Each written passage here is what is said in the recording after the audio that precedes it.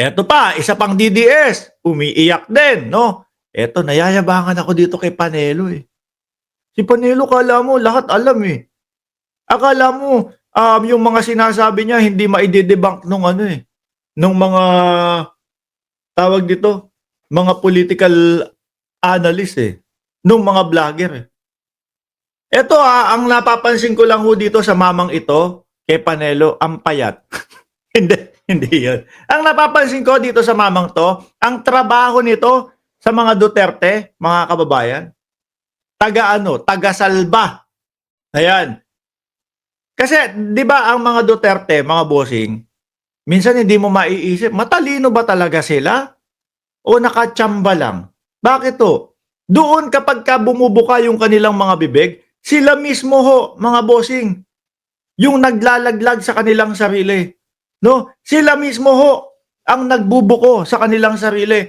Yung mga galaw ho nila, mga kababayan, sila mismo ang yumuyurak sa pagkatao nila. Tignan mo ang Vice Presidente. Bilang isang lawyer, umabot siya sa punto na nag-grant siya doon sa Kongreso, doon sa detention facility. Umabot siya sa punto na nagbanta siya sa Pangulo, sa asawa ng Pangulo at kay Martin Romualdez. Akalain niyo ho yun? Bilang isang lawyer, hindi ka na umaabot sa punto nung malalagay ka sa alanganin. No? Maiisip mo agad yun, sadali lang wait lang. Mukhang makakasuhan ako dito sa mga sasabihin ko. Mukhang malalagay sa alanganin. No? Yung kandidatura ko sa 2028 kapag ka nagbanta ako live. Yung pa lang ho mga bossing, stop, saglit lang, wait lang. Kalma, Sara, kalma. Dapat ho ganun eh, di ba?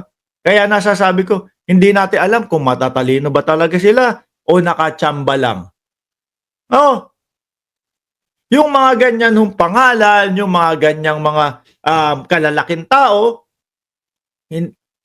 ay nako, simple lang ho eh. No? Hindi ka naaabot sa punto na mga ganun ho. No, dapat alam mo na, makakasuhan ako dito. Naku, sasablay ako sa mamamayang Pilipino kapag narinig akong ganito. Eto po. Dito ba ako tuturo? Asan ba? Titignan ko. Eto po, ito. Si Panelo. Taga-sabi po yan ng taga-sabi ng, hindi nyo naman alam na mahilig magbiro ang dating Pangulong Duterte. Yun ho yung pampakalma sa mga DDS. Yun ho yung mga pampakalma sa mga DDS, mga kababayan.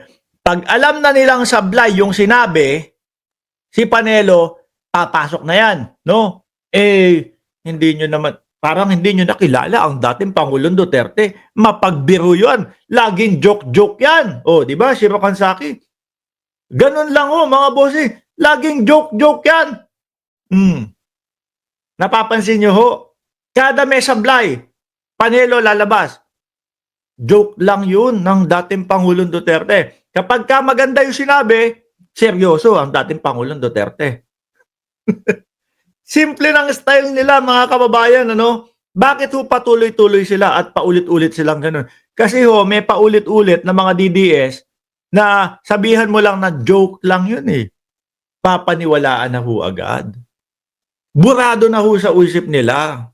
Di ba? Sabi ni Chick, kukulutan ko to si Panelo. Yang tayo ng buhok niya, makukulot mo pa yan. Ang iksi-iksi na nga ng buhay niya. Ng buhok niyan? Pakinggan natin. Pakinggan. Basahin natin. The removal of the Vice President Sara as the member of National Security Council is an ill-advised presidential move. It's mark of dirty politics. Saglit lang, Panelo. Baka akala mo walang social media na magpapaliwanag at magsasabi na ginawa ninyo din to. No? Na ginawa din ni dating Pangulong Duterte kay dating Vice Presidente Leni Robredo. So, ibig sabihin, dirty tactics lang din yun? Dirty politics lang din yung ginawa ninyo? Baka akala ho nila, mga kababayan, yung mga nagawa nila, erase na ho yun. At hindi na ulit malalaman ng mamamayang Pilipino. Sabi ko nga ho sa inyo, no? Napakahirap pong magsinungaling sa panahon na ito. Bakit to? Lahat ng mga ginawa nila, recorded po yan. Lahat ng nasabi nila dati, recorded ho yan. Kaya nga si Bongo hindi makasampa-sampa sa Kongreso. Bakit to? Kasi pag sinabi niya, naku, wala akong alam diyan sa sa reward system na yan. Sa dami po ng congressman na nandoon at magtatanong, baka may naka-prepare na pong video nung interview ni Bongo na sinasabi niya, 500,000 sa buhay, 1 million sa tegi, at 2 milyon para doon sa nanlaban. Wala na ho, kahiya-hiya na ho agad. Di ho ba? Kahiya-hiya na ho agad. Another brazen measure to diminish the political star power of BP Sara. Hindi kailangan sirain si Inday Sara Duterte. Kasi doon sa mga nakikita namin, doon sa hindi maipaliwanag, ayaw paliwanag o iniiwasang ipaliwanag ng Vice Presidente, doon pa lang siya na ang sumisira sa kanyang sarili. No?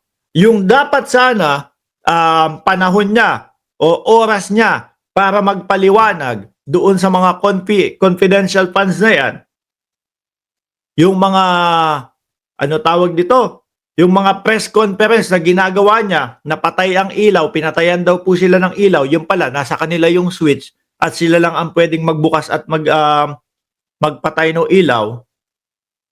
Kung sana ginamit niya yung oras na yun upang ipaliwanag, baka naliwanagan na tayo. Hindi ho.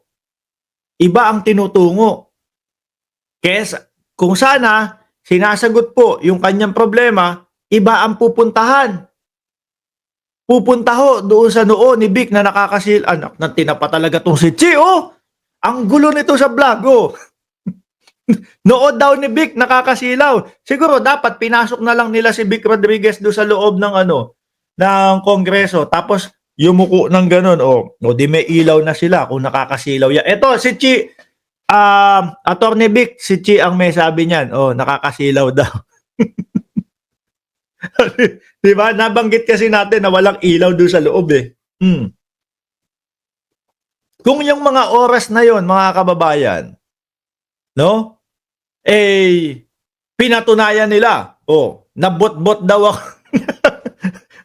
Uy, wag nyo nga kaming ginaganyan na mga sinasabing mga bot-bot ni mo, gano'n. Hindi tumatalab sa amin yan. No? Pang Davao lang yan. Duterte lang ang malakas. Pang Davao lang yan, mga pabot-bot-bot-bot na yan. Diyos ko po. Doon nyo lang gagamitin niya sa Davao. No? Tayo bilang isang Pilipino, Tagalog. Tagalog ang kumbaga sa buong mundo, mga bossing, ang first language, English. Para magkaintindihan tayong lahat. Sa Pilipinas, ang first language, Tagalog. Para magkaintindihan tayong lahat na mamamayang Pilipino. Yung mga pabot-bot-bot-bot-bot ninyo, pang Davao lang yan.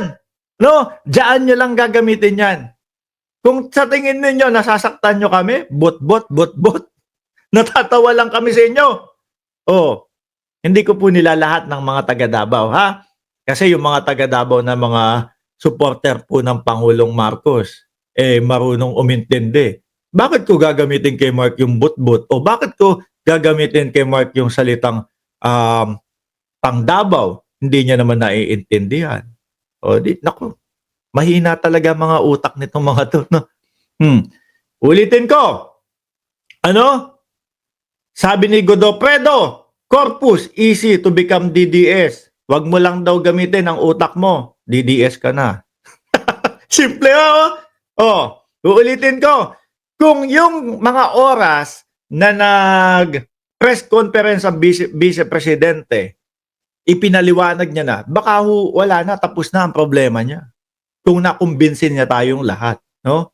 Kaso iba ang tinahak nung kanyang mga pa-press con. Ang tinahak pagbabanta sa Pangulo. nadagdagan pa ho ang problema ng Vice Presidente. Di ba, Panels? Ito ho si Panelo, lalabas lang ho yan kapag yung tipong, naku, sumasablay na ang mga Duterte